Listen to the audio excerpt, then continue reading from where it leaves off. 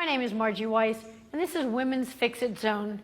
The area that we're going to work now is called the hamstrings. It's the back of your leg. It's a big muscle group, so feel free to take your larger weight. You can always add more weight later. First, do the exercise safely. Decide if you can add some more weight. What we're going to do is put the weight between our feet at the instep, not at the ankle, but the instep. We're going to flip over onto the belly.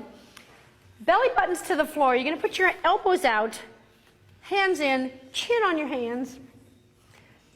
Object here is core. It's not so much about the raising and the lowering of the legs as about the core. So what you're going to want to do is press your belly to the floor, squeeze a penny in your glutes, and tighten your hamstrings. Squeeze your inner thighs together.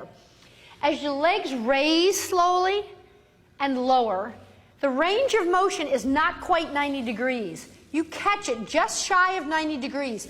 Because when it's right straight up and down, there's not much work being done. It's just bone on bone. Controlling the motion up and down is critical. Now, how do you breathe? You breathe out as the weight comes up, and you breathe in as it comes down. That way, as you're breathing out, you're actually pressing your hips down for the floor. You don't want your rear end to come up in the air because that changes the workout and it puts too much stress on the lower back. So as the legs rise, you're pressing your hips down for the floor. You can do these all the way up, or you can pulse them near the floor. So you have little baby presses, presses, presses. You're squeezing the glute the entire time. You're squeezing your inner thighs together the whole time.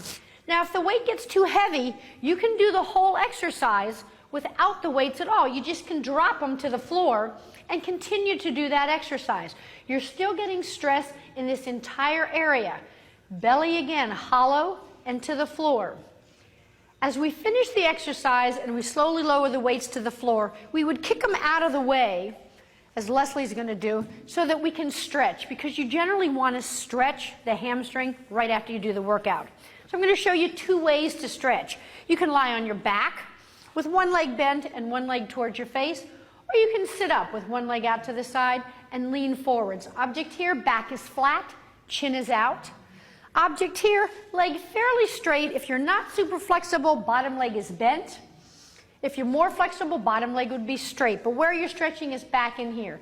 Then you bend this one down, and then you repeat, obviously, with the other leg.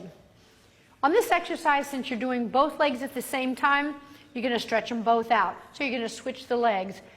Hamstrings tend to tighten up a little bit, and that's why we like to stretch them out right after we do the hamstring workout. Amount of time you're going to do this? Maybe 20 seconds. When you get better, maybe 30 seconds worth, maybe a minute. And remember, you can alternate doing singles, 2x2s, or pulses. That's for your hamstrings.